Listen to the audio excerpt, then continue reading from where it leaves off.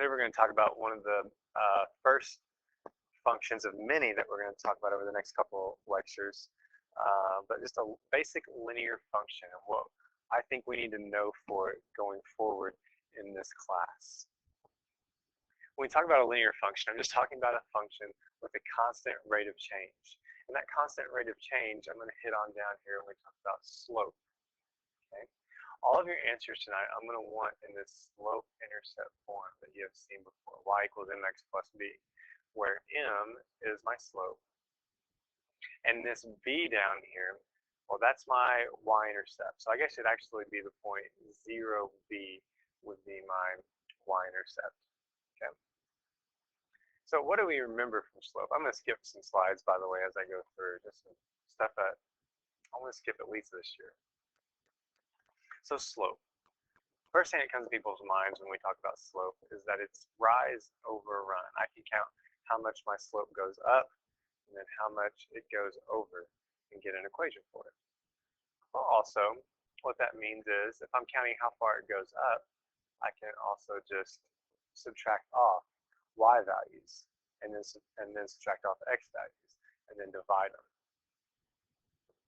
So I want to try just that first. Actually, I want to talk about whether or not we know something's increasing, decreasing, or constant.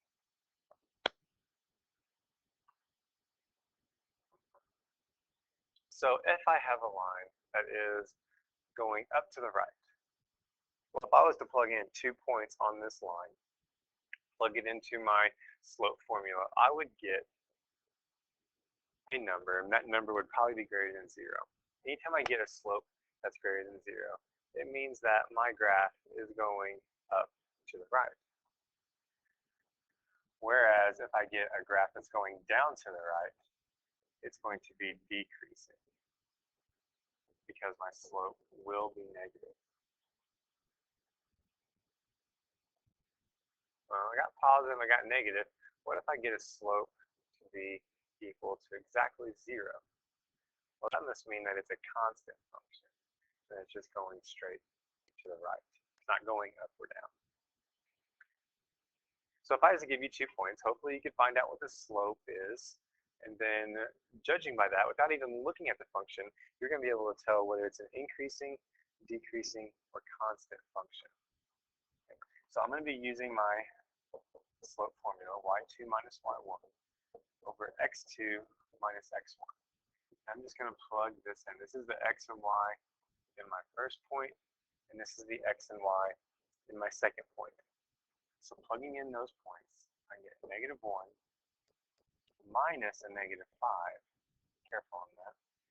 And then I have -7 minus 4. So I get -4/11 for my slope. Since it is negative, that means that it is a decreasing function.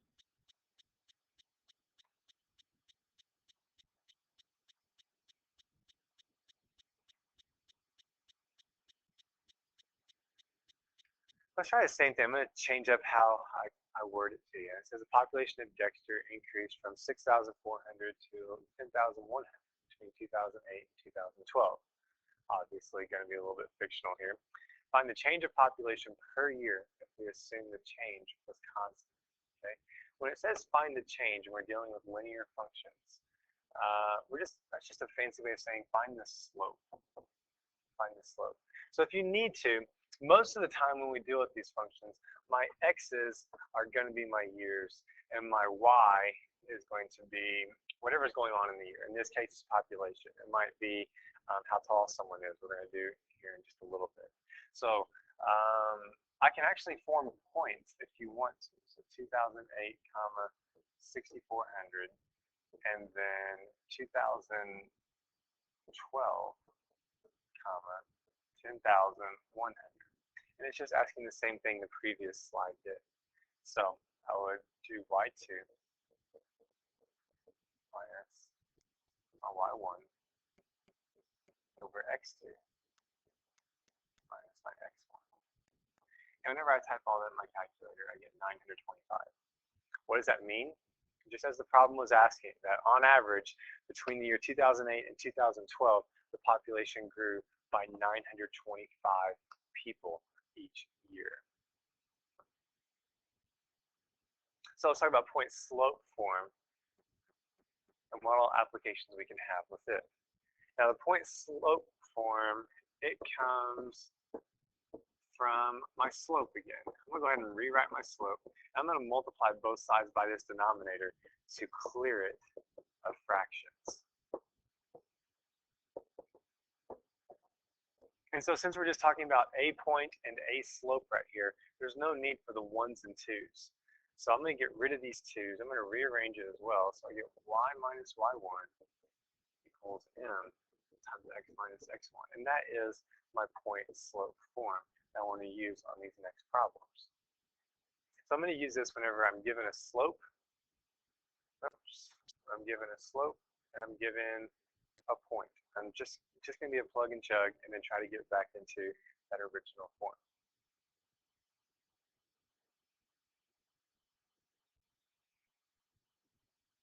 It says write the point slope form equation that has a line with slope of -1/2. Well, that tells me my m. That passes through the point 5, 3. Well, that's just my x1, x1 and y1. And then it wants me to go ahead and simplify that down to slope intercept form. So just using my slide, the equation I had on the last slide.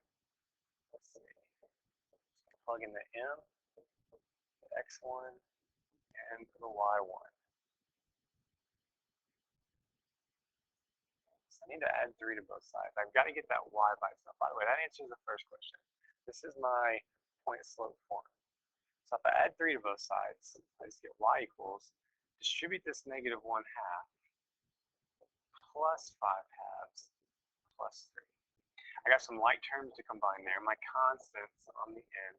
5/2 plus 3 gives me 11/2. And that would be the answer I want to end with.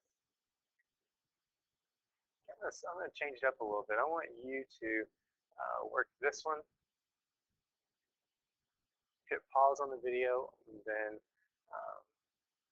we'll see if our work matches up.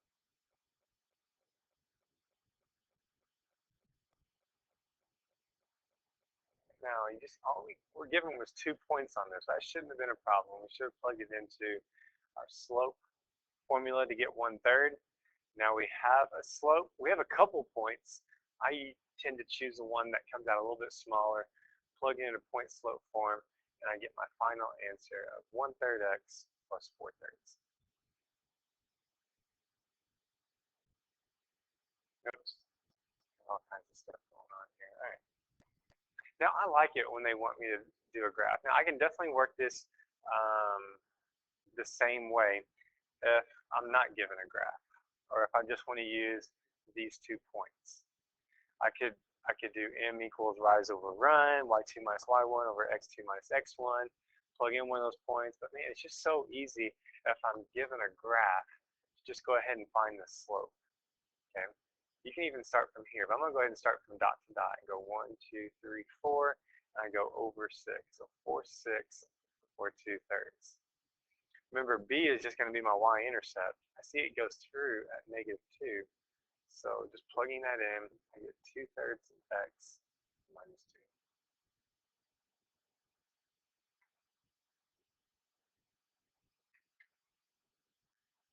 All right, Oscar the Grouch here. In 2000, Americans used approximately 380 billion plastic bags. In 2005, approximately 392 billion were used. I want to write a linear equation relating the years and the number of bags used.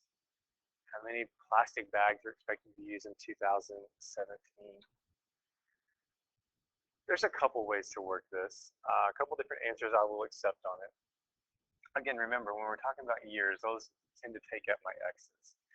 Now, since my years are so big, 2000, that's going to blow up my numbers. So what I'm going to do is I'm going to let this 2000 be x equals 0. That will represent the year 2000 when I plug in 0. So to find out my slope, it's going to work just like the last word problem we have, where I can write out 2 points. Let's see, my y2 would be this 392. I'm going to let the billion roll over to the units. And then I have 380. Okay.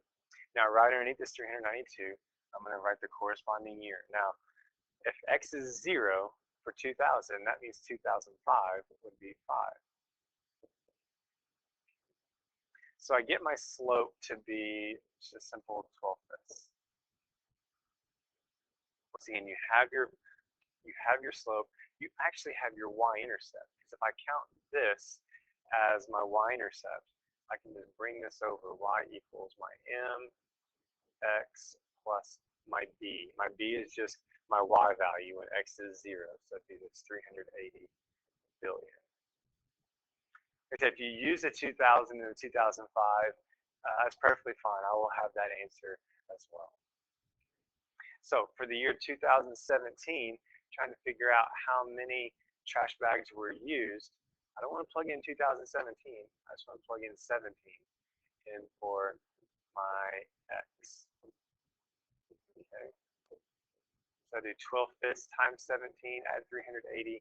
It gives me 420.8,